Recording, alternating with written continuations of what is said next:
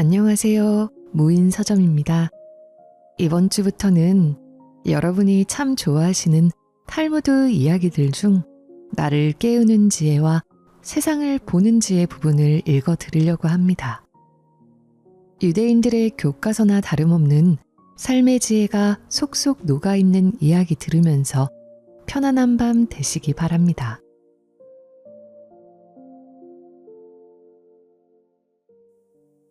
때로는 화려한 복장도 필요해.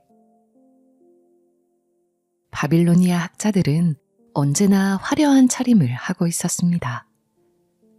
한 유대인이 그것이 거슬렸는지 랍비를 붙잡고 투덜거렸습니다.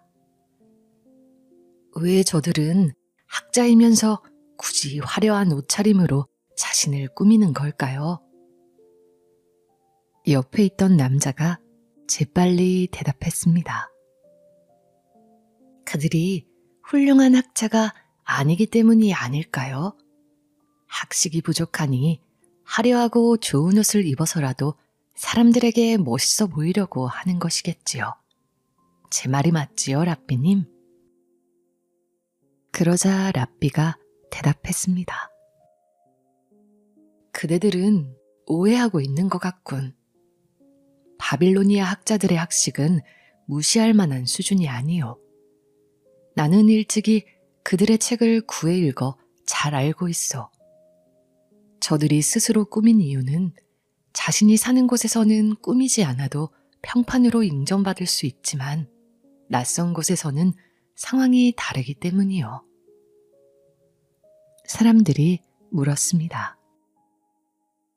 그럼 낯선 곳에 갈 때는 꾸며야 한다는 말씀이신가요? 그렇소. 당신을 아는 사람이 없는 곳에 갈 때는 옷차림으로 가장 먼저 판단받을 것이요. 그러니 화려하게 꾸며도 흉이 되지 않소. 오히려 자신을 드러내는 데에 도움이 될 것이요. 랍비는 화려하다고 무조건 경멸하는 것도 옳지 않다고 말했습니다. 사람들은 랍비의 말에 고개를 끄덕였습니다. 거미와 모기, 그리고 미치광이. 다윗 왕은 평소에 거미는 아무데나 집을 짓는 쓸모없는 벌레라고 생각해왔습니다. 여기저기 거미집을 지어놔서 나무 밑을 지나다닐 때마다 성가셔. 그런 다윗 왕이 한 번은 적군에게 완벽하게 포위된 적이 있었습니다. 적들의 추격을 피해 어느 동굴 속으로 숨어들었는데 마침 큰 거미가 동굴 입구에 집을 짓고 있었습니다. 다윗 왕이 동굴로 들어온 지 얼마 되지 않아 거미는 제법 크고 튼튼한 집을 지어놓았습니다. 잠시 후 추격병들이 동굴 앞에 다다랐습니다. 동굴 속을 수색해 볼까? 어리석은 친구 같으니라고. 사람이 오갔으면 거미집이 저렇게 멀쩡할 리가 없지 않나. 빨리 다른 곳으로 가보세.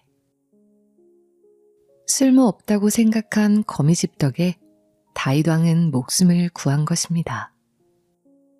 또 다른 이야기는 적장이 자는 방에 몰래 침투한 날 일어난 일입니다.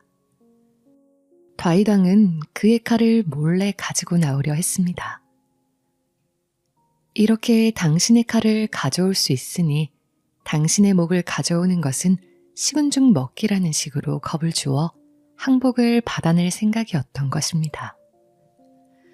가까스로 적장이 자는 방에 들어갔는데 칼이 다리 밑에 있어서 꺼낼 수가 없었습니다. 어쩔 수 없이 포기하고 돌아서려는데 모기 한 마리가 적장이 다리 위에 있는 것이 아니겠습니까? 바로 그때 적장이 다리가 움직였고 다윗 왕은 재빨리 칼을 빼낼 수 있었습니다. 그리고 원하는 대로 적장의 항복을 받아냈습니다. 평소에 그토록 싫어하던 모기가 전투의 1등 공신이 된 것입니다. 세 번째 이야기는 다이당이 자신을 쫓는 추격병에게 거의 잡힐 뻔했던 때의 일입니다.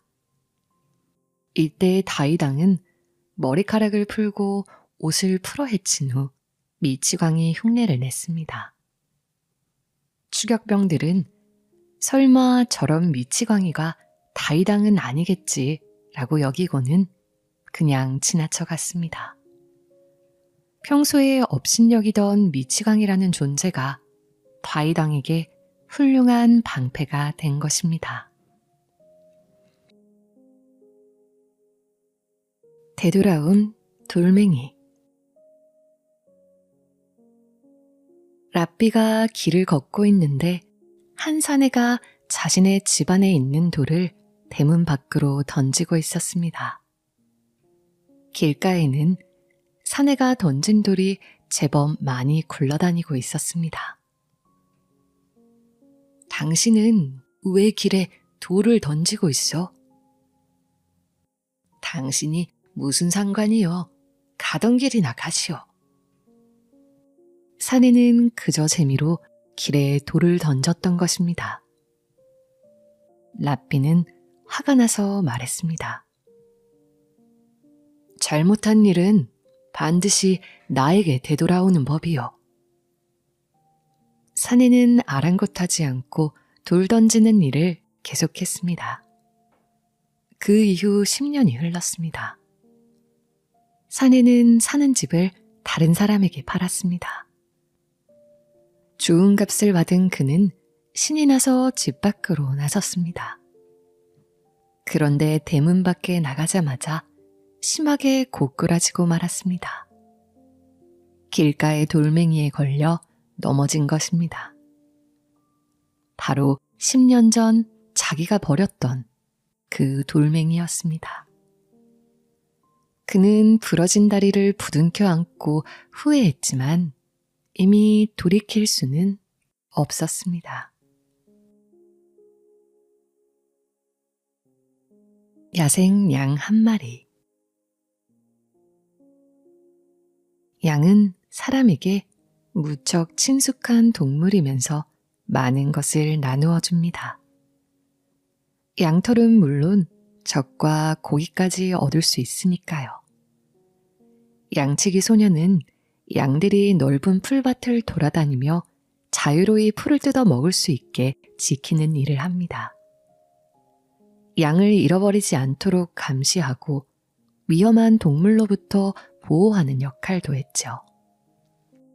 한 양치기 소년이 양들을 돌보고 있었습니다. 무리지어 풀을 뜯어먹고 있는 양들을 한가로이 바라보고 있는데 첫눈에도 낯선 녀석이 눈에 띄었습니다.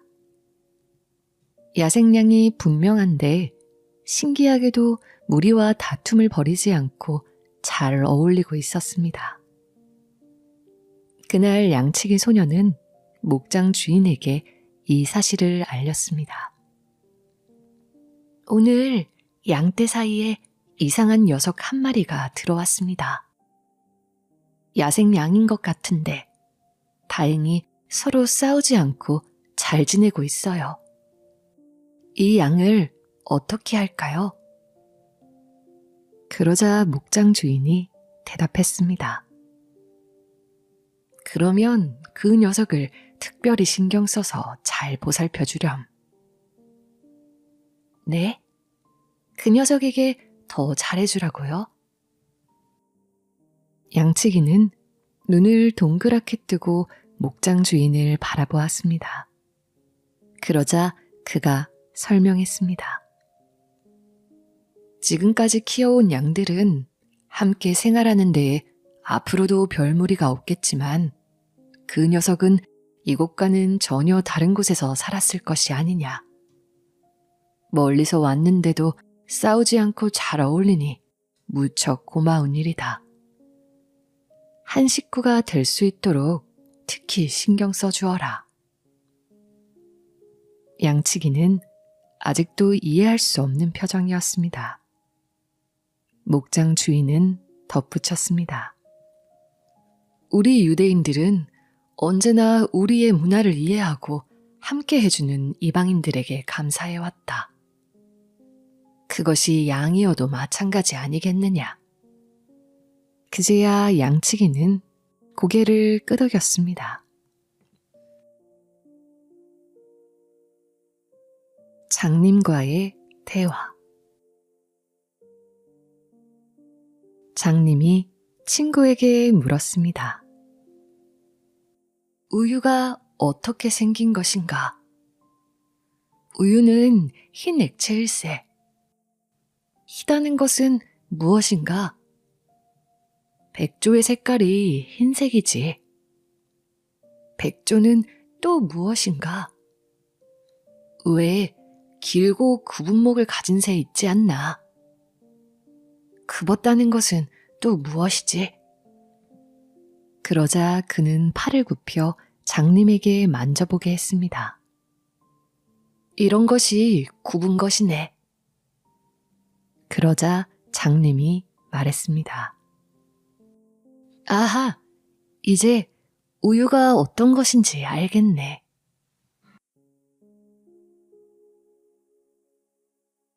장님의 등불. 한 남자가 캄캄한 밤거리를 걷고 있었습니다. 가로등이 하나도 없어 한 발 내딛기도 쉽지 않았습니다. 그런데 마침 맞은편에서 눈먼 장님이 등불을 들고 걸어오고 있었습니다. 남자는 반가우면서도 이상해서 물어보았습니다. 앞을 보지 못하시는 것 같은데 굳이 등불을 들고 다니시는 이유가 있습니까? 장님이 대꾸했습니다.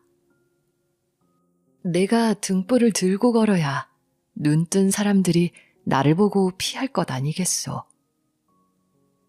남자는 과연 그렇다며 무릎을 쳤습니다.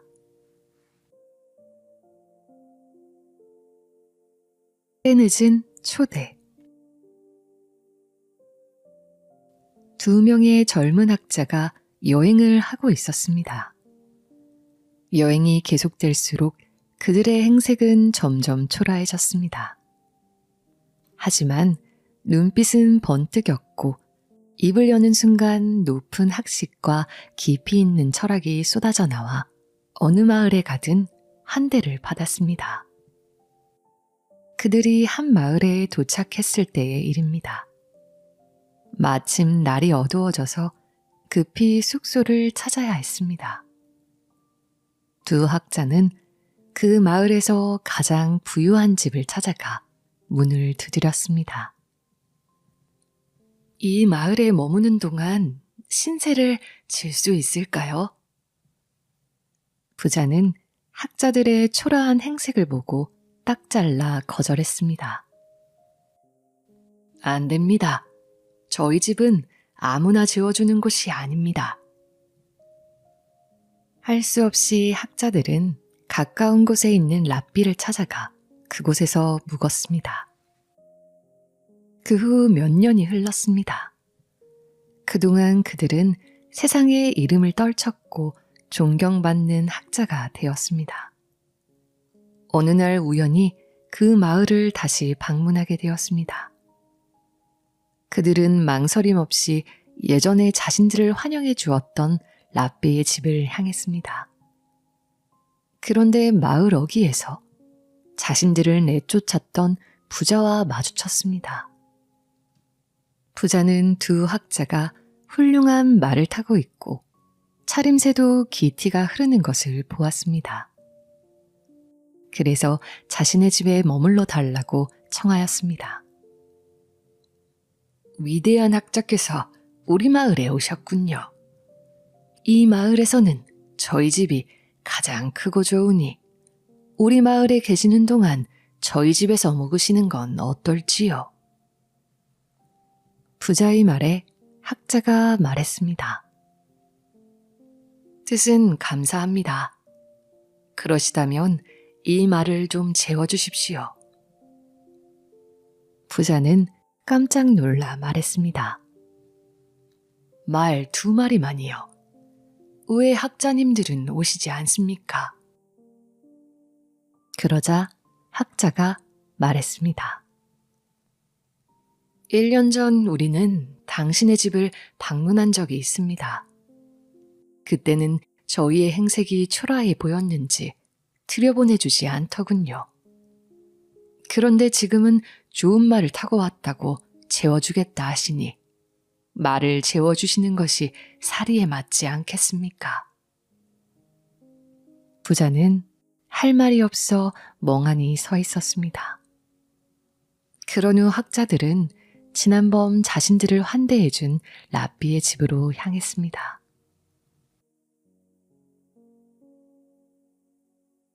예배당의 한계. 매일 예배당에 빠지지 않고 다니는 사람이 있었습니다.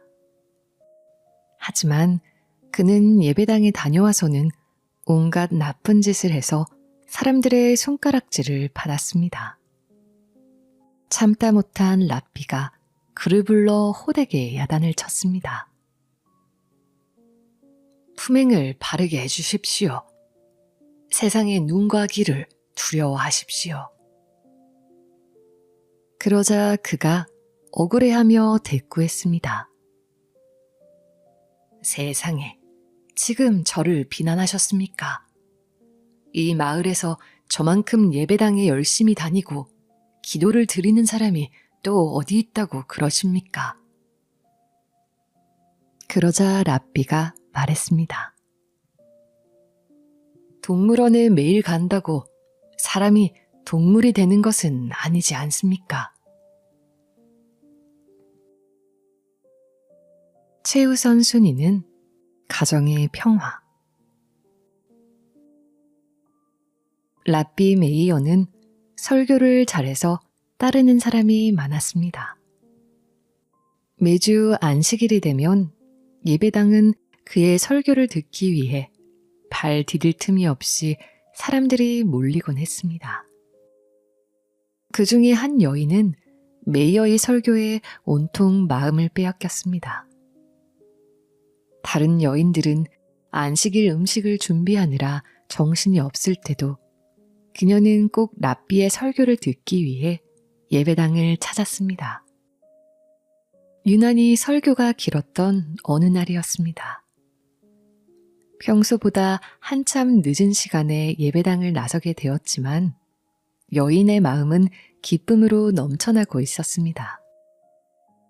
그런데 여인의 집 대문 앞에 사람이 서 있는 것이 보였습니다. 늦은 기가에 화가 난 남편이 팔짱을 끼고 씩씩대며 서 있는 것이었습니다. 음식 장만도 하지 않고 어디를 밤늦게까지 쏘다니는 게요? 그녀가 대답했습니다. 예배당에 다녀왔습니다. 라삐 메이어님이 설교를 듣고 오는 길입니다. 그러자 남편이 소리를 질렀습니다. 그 라삐의 얼굴에 침을 뱉기 전에는 절대 집에 들어올 생각을 하지 마시오. 남편은 화를 내며 대문을 잠가버렸습니다. 쫓겨난 여인은 하는 수 없이 친구의 집을 찾아갔습니다.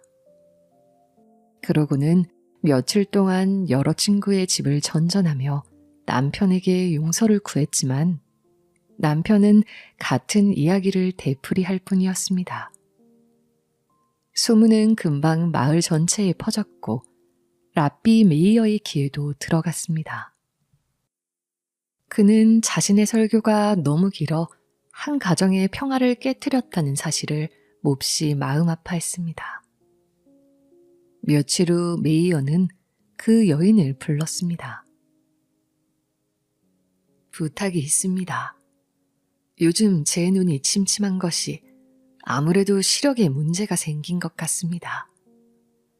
의사가 다른 사람의 침으로 씻으면 낫는다고 하던데 부인께서 제 눈에 침을 뱉어주실 수 있겠습니까? 라삐의 말을 믿고 여인은 그의 눈에 침을 뱉었습니다. 여인이 랍비의 얼굴에 침을 뱉었다는 소문은 금세 마을 전체에 퍼졌고 그녀는 무사히 가정으로 돌아갈 수 있었습니다. 랍비의 제자들도 소문을 들었습니다. 그들은 아무리 스승이 허락했다고 하나 랍비의 얼굴에 침을 뱉은 것은 용서할 수 없는 일이라며 수군댔습니다. 한 제자가 랍비 메이어에게 물었습니다. 스승님처럼 모든 사람이 우러러보고 흠모하는 위대하신 분이 어째서 그렇게 야만적인 행위를 허락하셨습니까? 마치 저희가 당한 듯 모욕감까지 느껴집니다. 그러자 그가 대답했습니다. 내 얼굴을 애지중지해봐야 무엇하겠는가. 별거 아니었네. 한 가정의 평화를 되찾을 수 있다면 나는 그보다 더한 일이라도 할 걸세. 제자들은 그의 현명한 배려에 다시금 머리를 숙이고 존경의 마음을 표했습니다. 정직한 사람을 위한 자물쇠. 어머니가 자물쇠로 문을 잠그고 있었습니다. 아들이 물었습니다. 나쁜 도둑이 오지 말라고 잠그는 거죠? 그러자 어머니가 말했습니다. 아니, 정직한 사람을 위해 잠그는 거란다. 문이 열려 있으면 정직한 사람도 유혹을 받을 수 있기 때문이지. 랍비의 현실 감각. 막대한 재산을 모은 노인이 임종을 눈앞에 두고 있었습니다. 그는 아들에게 부탁했습니다. 랍비를 불러다오. 살 날이 얼마 남지 않은 것 같구나. 아들은 서둘러 랍비에게 전가를 보냈습니다. 다시 침상으로 온 아들에게 노인이 말했습니다. 랍비가 나를 위해 기도하면 천국에 갈 수 있겠지. 물론입니다, 아버지. 그런데 랍비에게 줄 사례금이 꽤 비싸겠지. 1만 달러는 줘야 할 겁니다. 노인은 몹시 괴로워하며 몸을 뒤척였습니다. 그러다가 다시 물었습니다. 랍비에게 1만 달러를 주면 천국에 갈 수 있을까? 네, 분명히 가실 수 있을 겁니다. 노인의 숨은 점점 가빠졌습니다. 그는 다급하게 아들에게 말했습니다. 아무래도 안심이 안 되는구나. 가톨릭 신부도 불러야겠다. 그에게도 1만 달러를 주자. 네, 알겠습니다. 아들은 서둘러 가톨릭 신부를 불렀습니다. 그런데도 노인의 얼굴에는 불안한 기색이 역력했습니다. 유대교나 가톨릭만으로 될까? 개신교 목사도 불러드릴까요? 그렇지. 개신교 목사도 부르자. 그도 1만 달러면 될까? 아마 그 정도면 될 겁니다. 아들은 서둘러 개신교 목사에게도 연락을 했습니다. 잠시 후 유대교의 랍비와 카톨릭의 신부, 개신교의 목사가 찾아왔습니다. 그들은 각각 병실에 들어와 정성껏 긴 기도를 올려주었습니다. 노인은 그제야 평온한 미소를 지었습니다. 그리고 세계의 천국으로 가는 3가지 계단을 상상하며 눈을 감으려 했습니다. 그런데 마지막 순간에 눈이 번쩍 떠지고 말았습니다. 갑자기 아들에게 전 재산을 준 일이 떠올랐던 것입니다. 라삐님, 신부님, 목사님.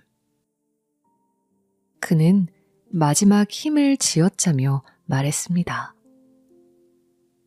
세 분께 드릴 3만 달러를 제외하고 전 재산을 아들에게 줘버렸습니다. 그런데 아무리 생각해도 천국에서도 돈이 필요하지 않을까 걱정이 됩니다. 혹시 제가 드린 1만 달러 중 2천 달러씩만 저를 위해 관 속에 넣어주시면 안 될까요? 세 사람은 입을 모아 말했습니다. 당신은 분명히 천국에 갈 것입니다. 그리고 2천 달러도 관 속에 넣어드리겠습니다. 노인은 그 소리를 들으면서 편안하게 눈을 감았습니다. 장례식 날이 되었습니다. 맨 먼저 가톨릭 신부가 관 속에 현금 2천 달러를 넣었습니다. 다음으로 개신교 목사가 관 속에 현금 2천 달러를 넣었습니다. 마지막으로 랍비가 관을 향해 걸어갔습니다. 랍비는 천천히 수표책을 꺼냈습니다. 그리고 6천 달러라고 적은 후 서명까지 마무리해서 관에 잘 넣었습니다. 그런 후 거스름돈으로 관에 있는 현금 4천 달러를 꺼내어 갔답니다. 왕의 만찬. 세상 모든 것을 가진 왕이 있었습니다. 어느 날 왕은 사람들에게 세상에서 가장 화려하고 풍요로운 만찬을 베풀겠다고 말했습니다. 먹고 싶은 것과 마시고 싶은 것을 몽땅 다 먹을 수 있게 해주겠다고 했죠. 그런데 만찬이 열리는 날이 언제인지는 아무에게도 알려주지 않았습니다. 한 사람이 생각했습니다. 왕께서 허튼 소리를 하실 리가 없지. 언제 초대하실지 모르니 항상 준비해 두어야겠군. 그는 매일 몸을 정갈하게 하고 가장 귀한 옷을 준비해 놓고 궁전 앞을 오가며 기다렸습니다. 반면에 어느 게으른 사람은 이렇게 생각했습니다. 도대체 언제 열린다는 거지? 괜히 미리 준비해봐야 헛수고만 하는 꼴이 될걸. 잠이나 늘어지게 자야겠다. 그는 매일 빈둥대며 아무런 준비도 하지 않았습니다. 어느 날 왕의 초대장이 집집마다 도착했습니다. 지금 만찬이 시작되었으니 궁전으로 오라는 것이었습니다. 평소에 미리 준비했던 사람은 바로 깨끗하게 차려입고 궁궐로 향했습니다. 게으름을 피우던 사람은 초대장이 온 줄도 모르고 있다가 허둥대며 궁궐에 갈 채비를 시작했지만 이미 시간이 많이 지난 후였습니다. 결국 그는 왕이 준비한 멋진 만찬에 참석도 못하고야 말았습니다. 어리석은 새. 신이 처음 새를 만들었을 때는 날개가 없었습니다. 새들은 몸집도 작고 다리의 힘도 약해서 빨리 뛰지 못했습니다. 나무나 풀숲에 숨어 있다가 사나운 짐승의 눈에 띄면 쉽게 잡아먹히곤 했습니다. 새들은 신을 원망하기 시작했습니다. 신은 정말 불공평하셔. 호랑이와 늑대에게는 무서운 발톱과 날카로운 이빨을 주시고 우리에게는 아무것도 주시지 않았잖아. 새들은 모여 처지를 한탄하다가 직접 신을 찾아가기로 했습니다. 저희에게도 몸을 지킬 수 있는 무기를 주세요. 새들의 하소연을 들은 신의 마음이 움직였습니다. 신은 새들에게 강력한 무기를 주기로 마음먹었습니다. 호랑이처럼 날카로운 이빨을 줄까? 기린처럼 긴 다리를 줄까? 신은 곰곰이 생각한 끝에 새들에게 적당한 무기를 한 가지 생각해냈습니다. 바로 그들에게 날개를 달아주는 일이었습니다. 신은 즉각 실행에 옮겼고 날개를 단 새들은 좋아하며 뛰어갔습니다. 며칠 후 새들은 불만에 가득 차서 다시 신을 찾았습니다.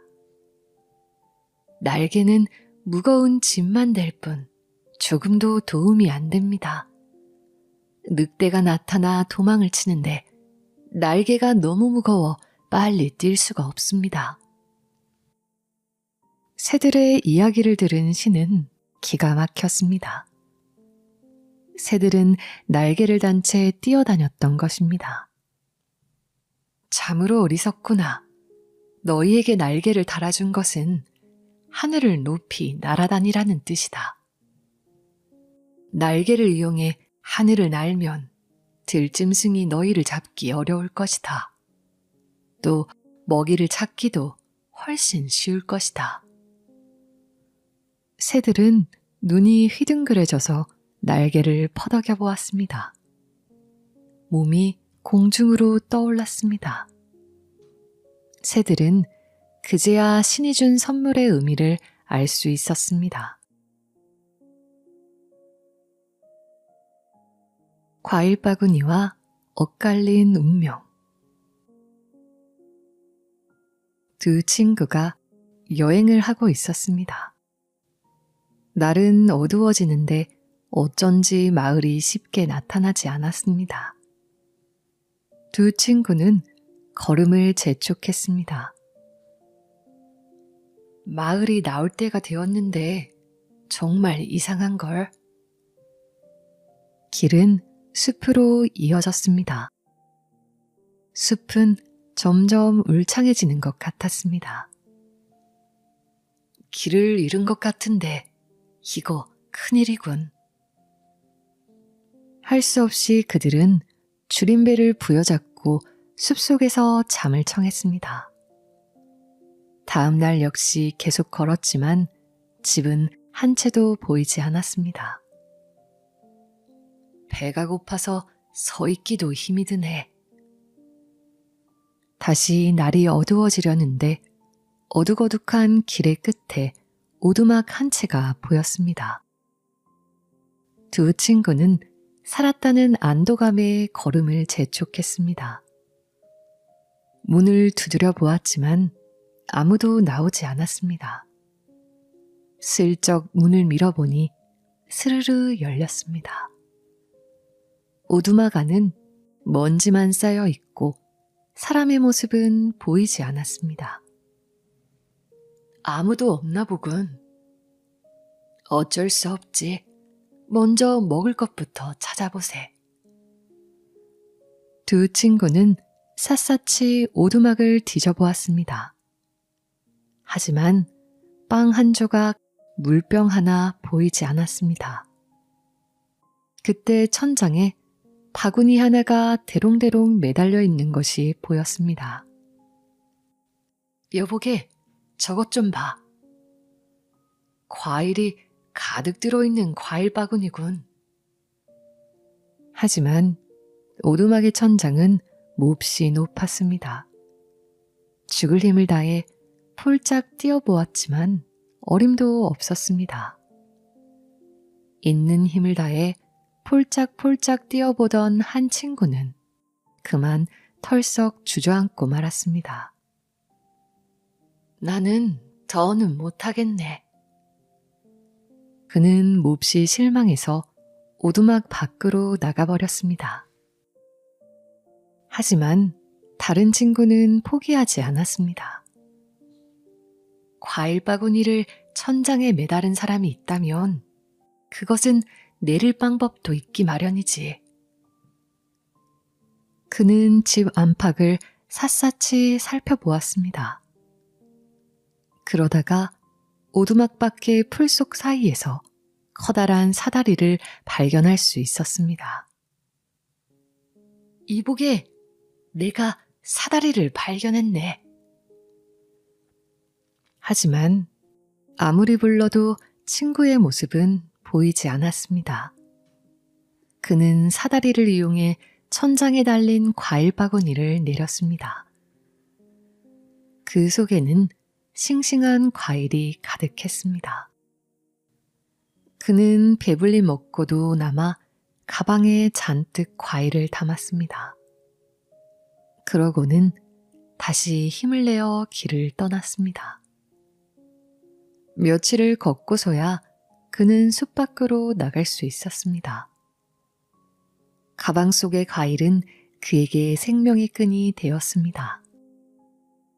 하지만 안타깝게도 포기하고 나가버린 친구의 소식은 다시는 들을 수가 없었습니다.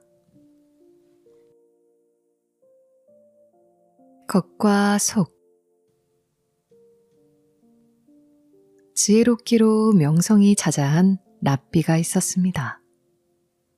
그의 지혜는 훌륭했지만 안타깝게도 외모는 눈에 띄일 정도로 볼품이 없었습니다. 하지만 사람들은 못난 얼굴 뒤에 빛나는 지혜를 알아보았고 그를 칭송하고 따랐습니다. 어느 날 지혜로우나 못생긴 랍비는 로마 제국의 공주를 만나게 되었습니다. 공주는 특이한 그의 외모를 보더니 웃음을 참지 못하고 말았습니다.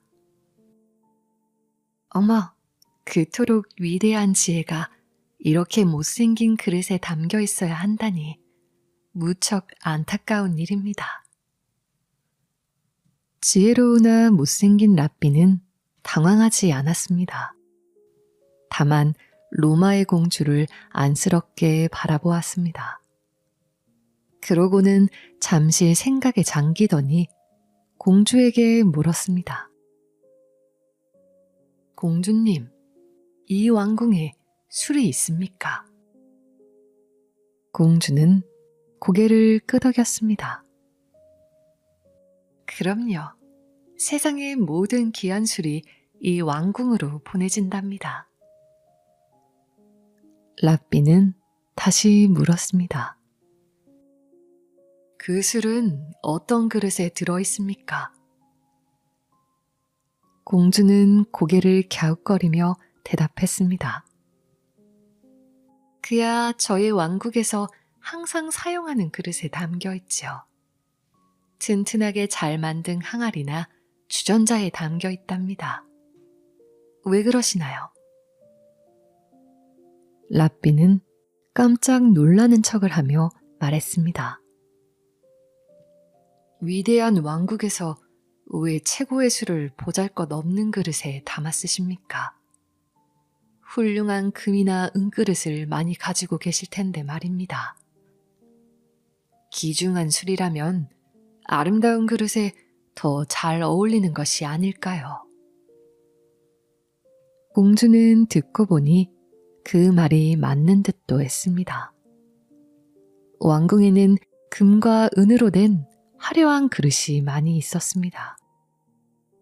공주는 신하들을 시켜 가장 아름답고 귀한 금 항아리와 은 항아리를 가져다 술을 옮겨 담았습니다. 며칠 후 큰일이 났습니다. 공주가 옮겨놓은 금 항아리, 은 항아리에 담긴 술의 맛과 향이 모두 변해버린 것입니다. 황제는 귀한 술을 모두 버렸다며 노발대발했습니다. 누가 금과 은그릇에 술을 담아 귀한 술을 모두 버리었느냐? 공주는 차마 고개를 들지 못했습니다. 그저 화가 난 아버지에게 용서를 구할 뿐이었습니다. 아바마마, 잘못했습니다. 귀한 술은 귀한 그릇에 담는 편이 어울리는 듯해 제가 옮겨 담았습니다. 공주야, 참으로 어리석구나. 술은 금과 은으로 만든 그릇에 담아 놓으면 맛이 변하는 것을 몰랐느냐. 공주는 황제에게 잔뜩 혼이 났습니다. 화가 머리끝까지 난 공주는 랍비를 찾아갔습니다.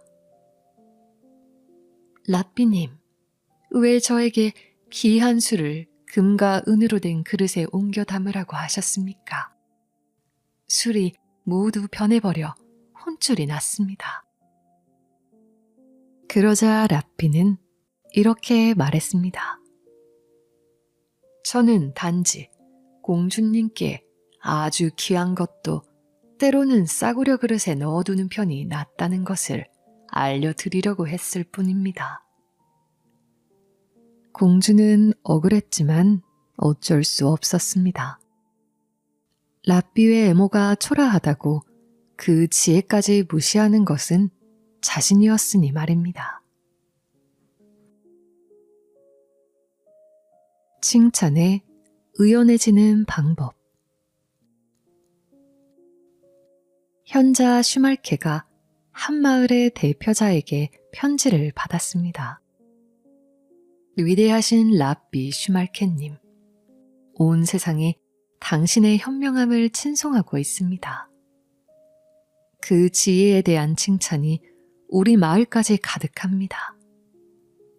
우리 마을에는 랍비님처럼 훌륭하신 분의 지혜가 필요하답니다.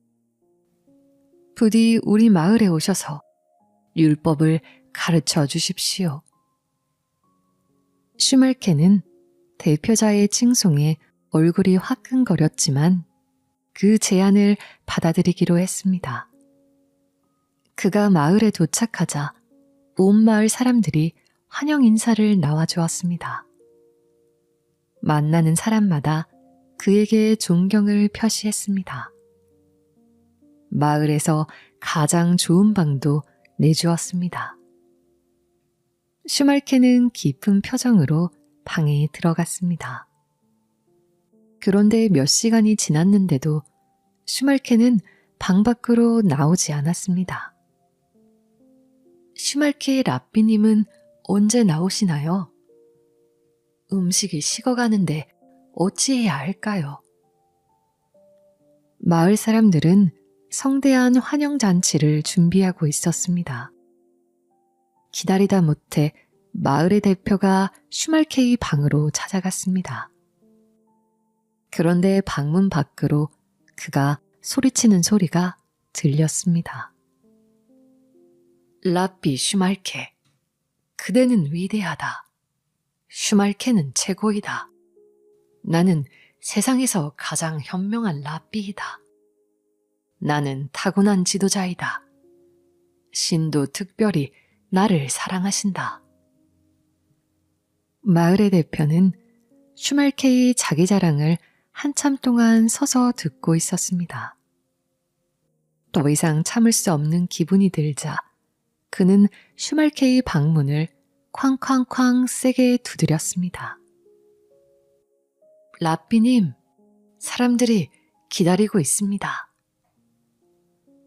슈말케는 방문을 열고 나왔습니다. 마을의 대표는 잔치가 열리고 있는 연회장으로 그를 안내했습니다. 그리고 궁금함을 참지 못하고 슈말케에게 물었습니다. 랍비님, 죄송하지만 방문 밖으로 새어나오는 음성을 듣게 되었습니다. 한창 동안이나 자신을 칭찬하시던데요. 왜 그런 행동을 하시는 겁니까? 그러자 랍비 슈말케가 대답했습니다. 저는 스스로 다른 사람의 칭찬이나 입에 바른 인사에 약하다는 것을 잘 알고 있습니다. 그런 말을 들으면 금세 우쭐해지고 말지요. 아까 마을 입구에서도 엄청난 칭찬을 들었습니다. 저녁에 성대한 잔치를 해주신다고 하셨으니 보나마나 최고의 칭찬을 해주시겠죠. 그래서 미리 익숙해지려고 이러고 있었습니다. 익숙해지려고 하셨다고요? 세상 일이란 자꾸 접하면 익숙해지지 않겠습니까? 저도 자신을 칭찬하는 것이 무척 우스워 보인다는 것은 잘 알고 있습니다만 이렇게 해서라도 적응하는 편이 나을 것 같아 그랬답니다. 마을의 대표는 랍비 슈말케의 현명함에 탐복했습니다. 하지만 굳이 입 밖으로 내어 칭찬하지는 않았다고 합니다. 악마의 선물. 세상이 처음 시작되었던 옛날 옛적에 한 인간이 나무 한 그루를 심고 있었습니다. 악마는 그 모습을 보고 물었습니다. 뭘 하는 거지? 인간이 대답했습니다. 신으로부터 선물 받은 나무를 심고 있는 중이야. 악마가 물었습니다. 이건 처음 보는 나무인데. 인간이 대답했습니다. 이 나무가 자라면 아주 달콤하고 향기로운 열매가 열린다네. 잘 익은 열매를 따서 즙을 내어 마시면 기분도 좋아진다고 했어. 악마는 달콤하고 향기로운 열매가 열린다는 나무가 무척 마음에 들었습니다. 그래서 자신도 그 나무를 키우는 데 도움을 주고 싶다고 조르기 시작했습니다. 인간은 악마의 끈질긴 부탁을 거절하지 못하고 함께 나무를 키워 나가도 좋다고 허락했습니다. 악마는 양과 사자와 원숭이와 돼지를 데리고 나타났습니다. 그리고 그 동물들을 죽여 그 피를 거름으로 썼습니다.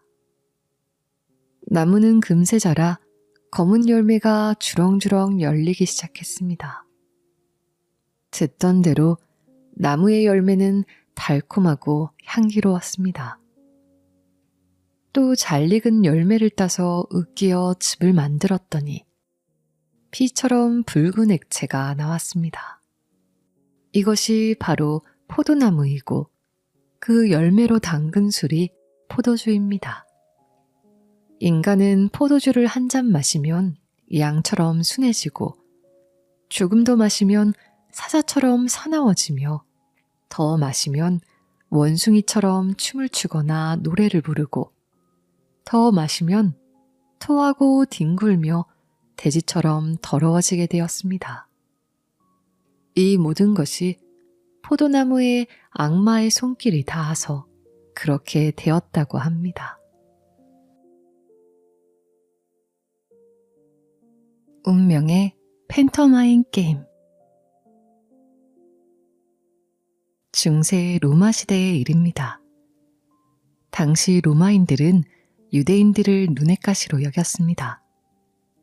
로마인들은 유대인을 멸시하고 차별하는 것은 물론 그들을 영원히 추방하고 싶어 했습니다. 그들은 교황에게 유대인의 추방을 끈질기게 요청했고 결국 그들의 청은 받아들여졌습니다. 로마 밖으로 추방당하게 된 유대인들은 앞이 캄캄했습니다. 비록 억압과 차별 속에 살고 있지만 다른 나라로 추방당하는 것보다는 낫다고 생각했기 때문입니다. 그들은 교황을 찾아가 추방령을 거두어 달라고 부탁했습니다. 교황으로서는 무척 난감했습니다. 고심 끝에 내린 추방령을 하루아침에 거두어 드릴 수도 없는 노릇이지만 그렇다고 그대로 추방하려니 종교인으로서 체면이 서질 않았습니다. 결국 교황은 그들이 이길 수 없는 게임을 하게 해서 스스로 물러나게 해야겠다고 생각했습니다. 나와 유대인들의 대표가 함께 팬터마임 게임을 해서 그대들이 이기면 추방령을 거두어 드리겠소. 물론 누가 승리했는지는 나 교황이 판단할 것이오. 교황의 제안을 듣고 돌아온 유대인들은 앞이 캄캄했습니다. 교황이 제안하고 참여하고 심판하는 게임에서 과연 승리할 수 있을지 걱정이었습니다. 이 게임은 해보나 마나 교황이 승리할 걸세. 그렇다네.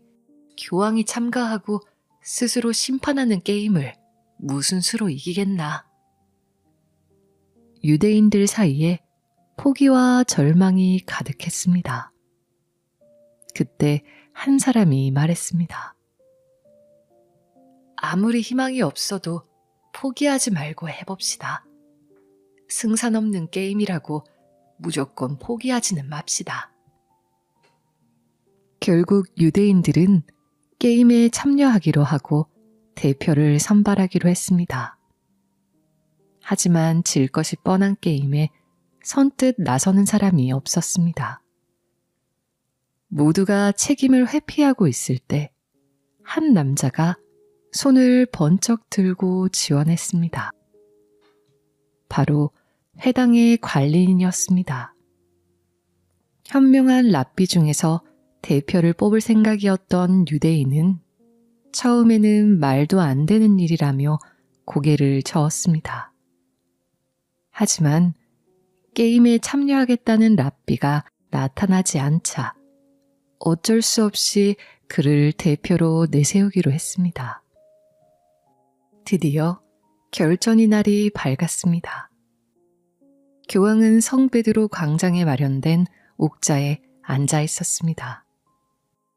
유대인을 대표하는 관리인도 랍비들과 함께 광장에 도착했습니다. 운명을 건 팬터마임 게임이 시작됐습니다. 교황이 먼저 손가락 하나로 하늘을 향해 가로로 그었습니다.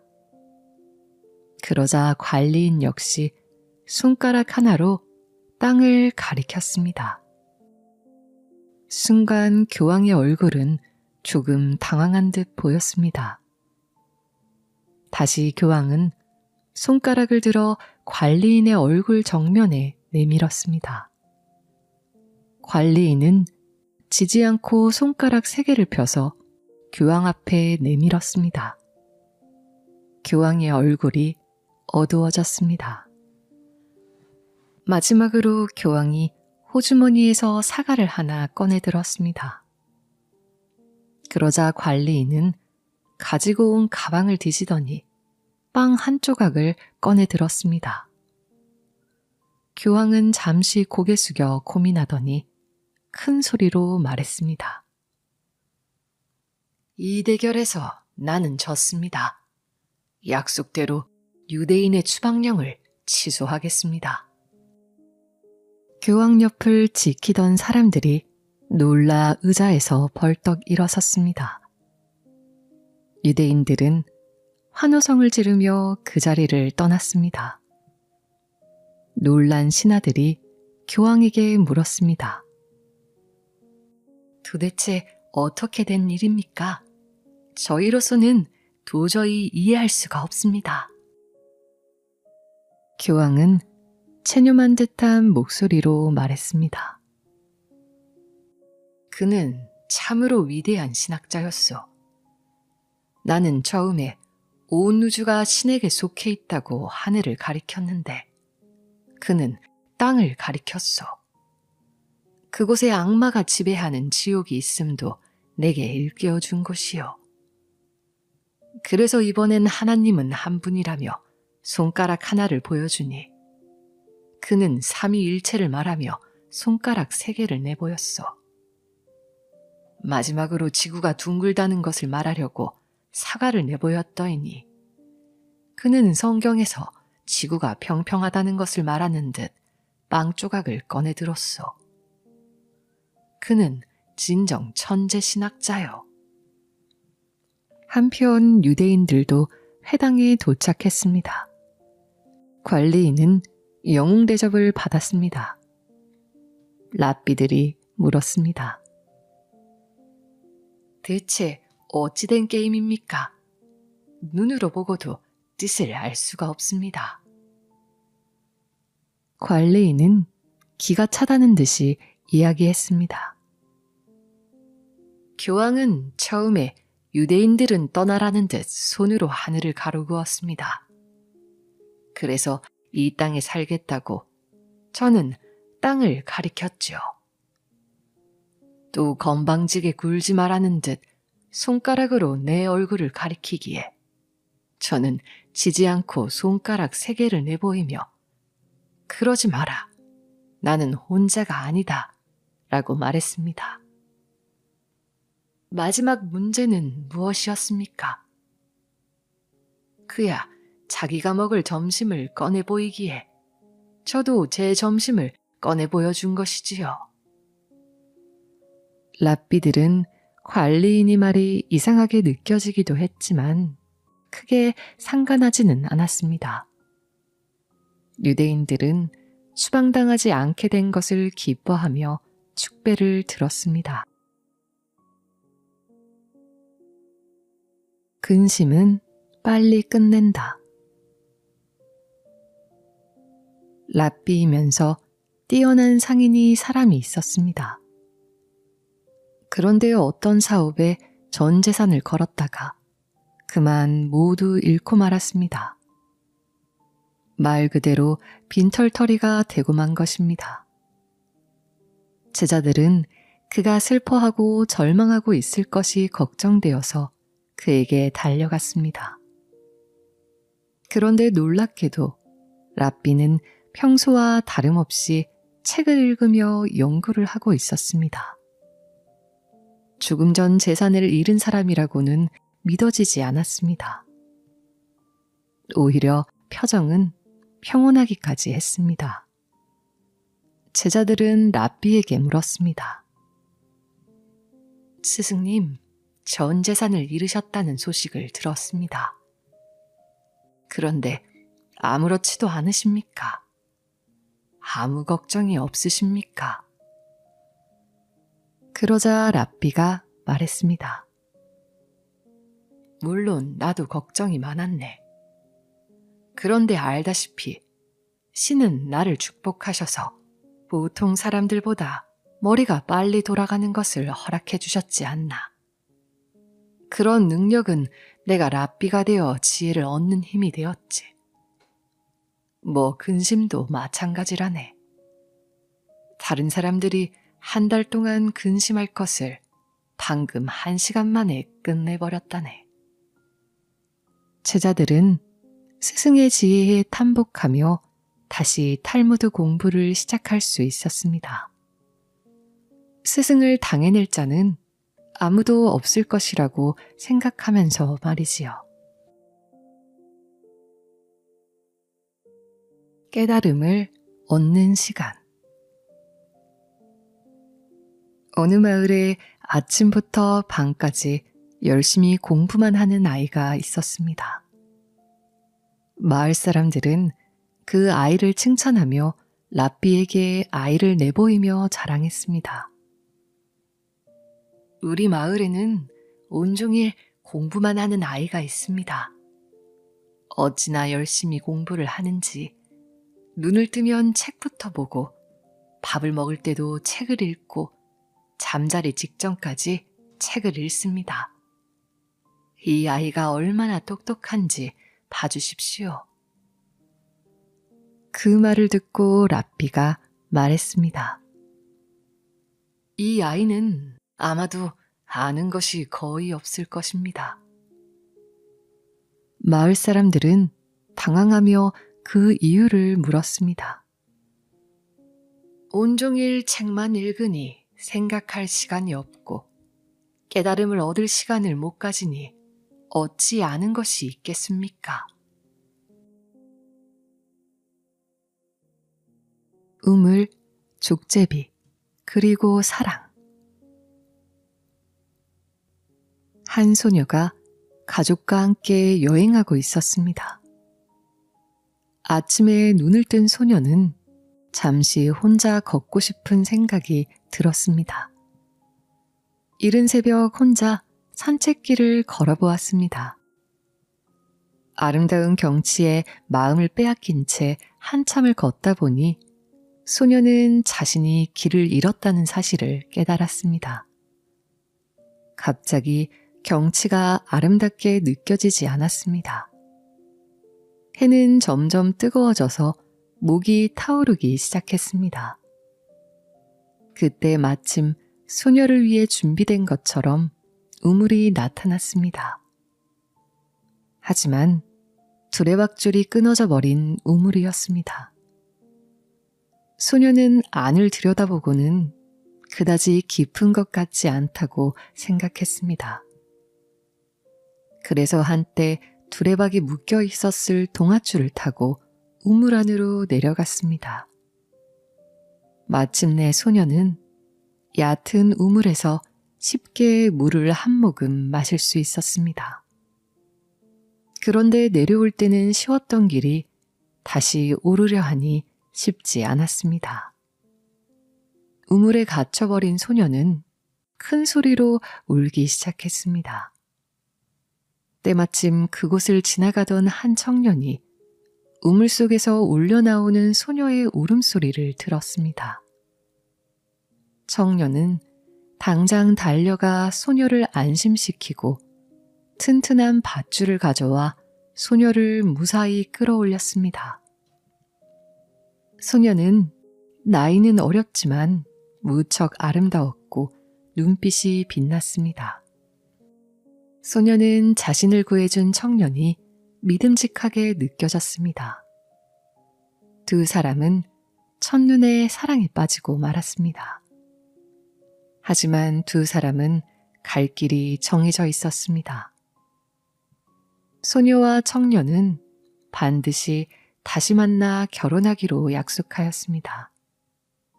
두 사람은 사랑의 맹세를 지켜줄 증인을 찾던 중에 지나가던 족제비가 두 사람을 구경하다 숲으로 들어가는 것을 보고 청년이 말했습니다. 저 족제비와 이 우물이 우리 사랑의 증인이 될 것입니다. 그렇게 영원한 사랑을 맹세한 후 소녀와 청년은 헤어졌습니다. 그렇게 몇 년의 세월이 흘렀습니다. 소녀는 이제 아름다운 처녀가 되었지만 청년과의 약속을 잊은 적이 없었습니다. 그래서 어떤 남자도 거들떠보지 않고 오직 청년만을 기다렸습니다. 그러나 청년은 소녀와의 약속 따위는 까맣게 잊고는 다른 아가씨와 사랑에 빠져 결혼을 하고 아이도 가졌습니다. 그런데 청년의 가정에 비극적인 일이 벌어지기 시작했습니다. 청년의 아이가 풀밭에서 놀다 잠깐 잠이 든 사이에 족제비가 나타나 아이의 목을 물어 죽인 것입니다. 부부는 몹시 슬퍼했고 곧 두 번째 아이가 생겼습니다. 이번에는 딸이었습니다. 그 예쁜 딸이 걸음마를 시작할 때였습니다. 부모가 잠시 한눈을 파는 사이 아기는 집 밖에 있는 우물가로 아장아장 걸어갔습니다. 그리고 우물에 비친 그림자를 보다가 그만 빠져 죽고 말았습니다. 그렇게 아이 둘을 잃고 나서야 남자는 예전에 소녀와 한 약속이 생각났습니다. 당시 증인이 족제비와 우물이었다는 것도 기억이 났습니다.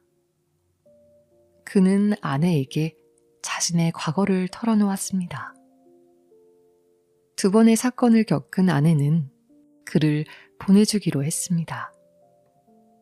남자는 다시 혼자가 되었습니다. 남자는 옛 우물가를 찾았습니다. 오래전 맹세를 했던 그 우물가에는 아가씨로 자란 소녀가 그를 기다리고 있었습니다. 남자는 맹세를 잊어버린 것을 사과했습니다. 소녀는 남자의 사과를 받아주었습니다. 그리고 그들의 맹세대로 결혼을 해서 행복하게 살았다고 합니다. 형제의 우애. 이스라엘에 우애가 깊기로 소문난 형제가 살고 있었습니다. 형은 일찍 결혼하여 자식을 두었고 동생은 아직 혼자였습니다. 형제는 둘 다 부지런한 농사꾼이었는데 아버지가 돌아가시고 물려받은 땅에 함께 농사를 지었습니다. 풍족하지는 않았지만 1년을 먹고 살 만큼 사과와 옥수수를 수확할 수 있었습니다. 둘 다 열심히 일했으므로 형제는 수확물을 똑같이 나누어 각자의 곡간에 넣었습니다. 밤이 되자 동생은 생각했습니다. 원래 땅도 형이 물려받았어야 했는데 함께 농사 짓는 것을 허락해주고 게다가 형은 아내와 자식까지 있으니 먹는 양도 3배일 텐데 괜히 똑같이 나누었네. 형이 더 가져갔어야 했는데 말이야. 아무래도 내 몫을 덜어서 형네 곡간에 넣어두어야겠어. 동생은 수확물이 많은 양을 형의 곡간에 옮겨두었습니다. 그런데 형은 형대로 다른 생각을 했습니다. 나는 아내도 있고 자식도 있으니 이만하면 자리를 잘 잡은 것 같은데 아우는 앞으로 장가도 가야 하니 저축을 더 해놓는 것이 좋을 거야. 올해는 충분히 먹고 살 만큼 수확한 것 같으니 아무래도 아우네 곡간에 조금 더 넣어 놓아야겠어. 형도 자기 몫에서 조금 덜어 아우네 곡간에 가져다 두었습니다. 날이 밝았습니다.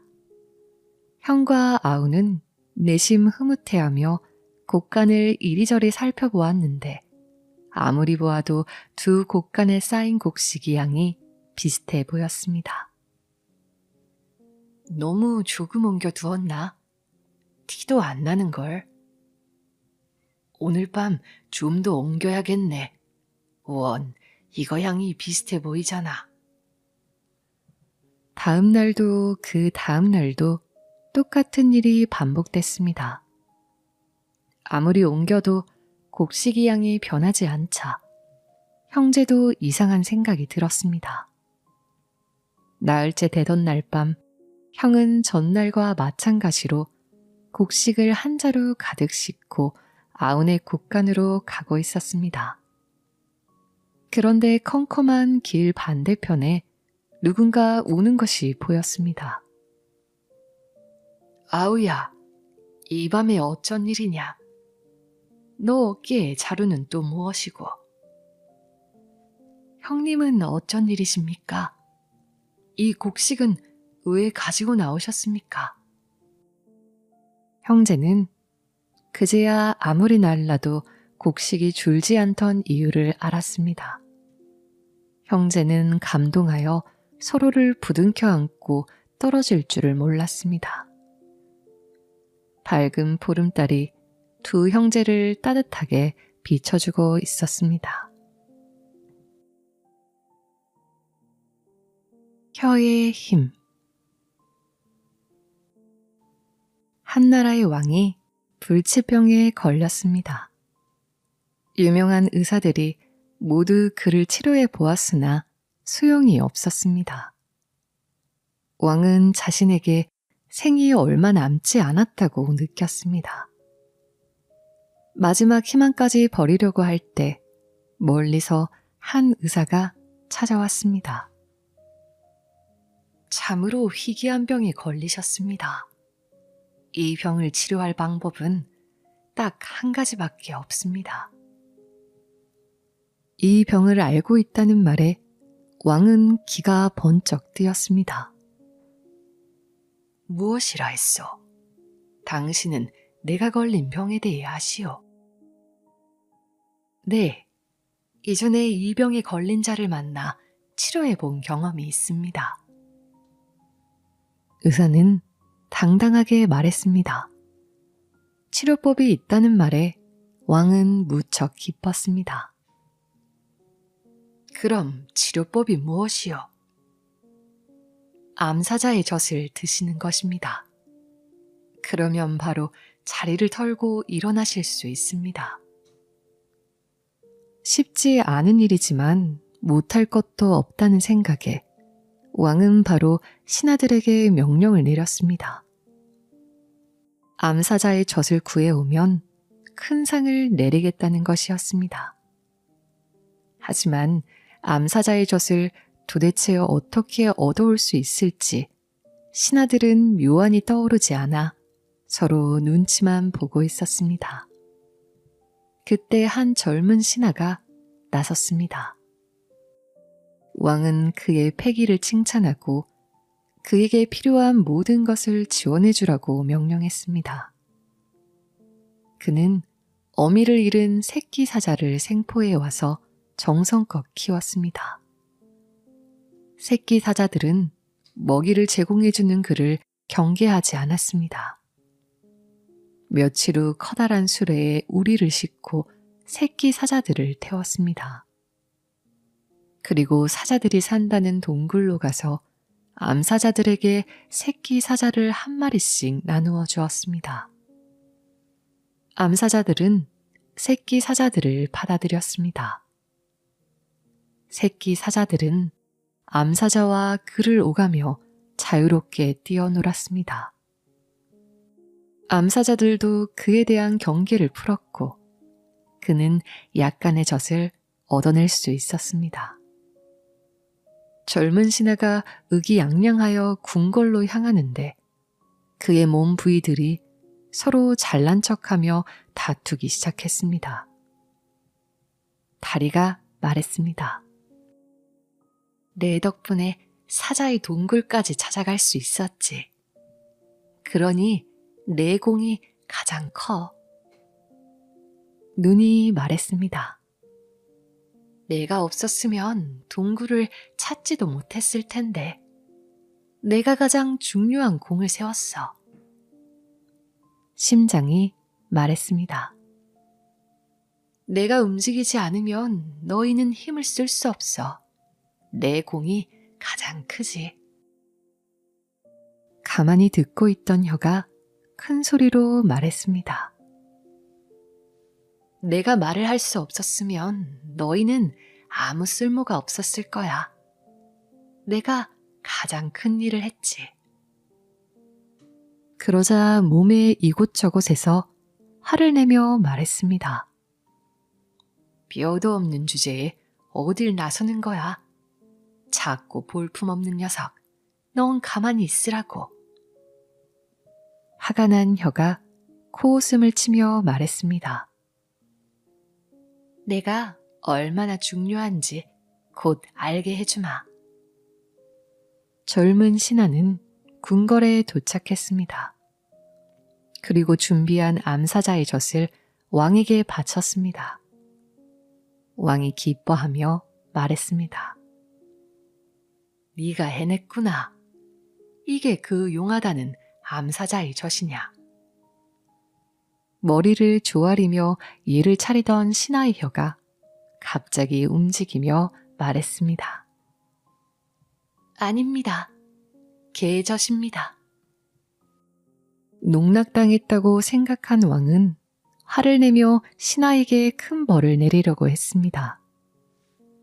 그제야 몸의 각 부분은 혀의 중요함을 알고 다급하게 사과했습니다. 혀는 느긋하게 말했습니다. 폐하, 그것은 암사자의 젖이 확실합니다. 드시고 하루빨리 쾌차하십시오. 왕은 젖을 마시고 건강을 회복했습니다. 그리고 기뻐하며 젊은 신하에게 큰 상을 내렸습니다.